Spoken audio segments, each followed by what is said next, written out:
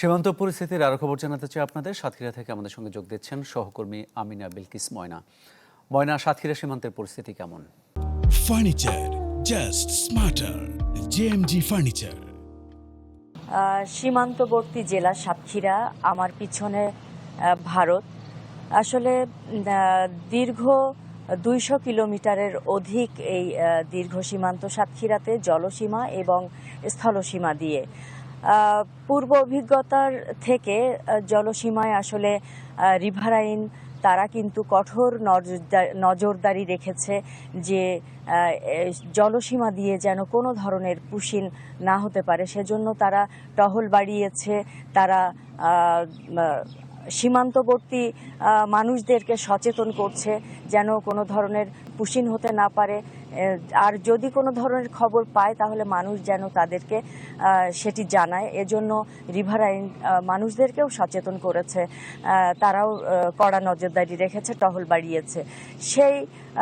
সেই রকমই স্থল সীমান্তে সাতক্ষীরার যে স্থল সীমান্তগুলো আছে, কলারোয়ার, কেরাগাছি, কাকডাঙ্গা সীমান্ত, সাতক্ষীরা ভোমরা সীমান্ত, সব সীমান্তেই কিন্তু বিজিবি কঠোর নজরদারি রেখেছে।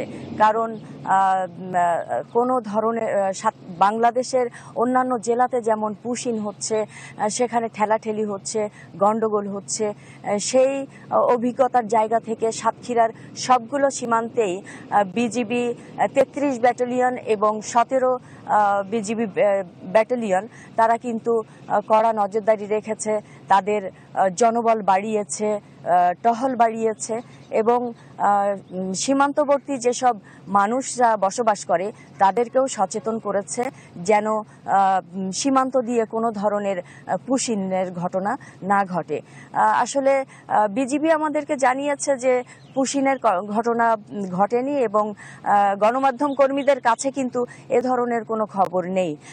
তো এই সীমান্তগুলোতে প্রহরা বাড়ানোর ফলে এই ধরনের ঘটনা কিন্তু সাতক্ষীরার সীমান্তগুলো থেকে ঘটছে না বলে জানিয়েছে বিজিবি আমাদেরকে, এবং এই সীমান্তগুলো কিন্তু সুরক্ষিত আছে।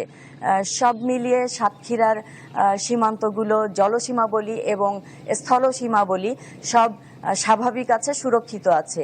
এই ছিল সীমান্ত পরিস্থিতির সর্বশেষ। মামুন, ধন্যবাদ আপনাকে। সাতক্ষীরা থেকে জানাচ্ছিলেন সহকর্মী আমিনা বিলকিস ময়না।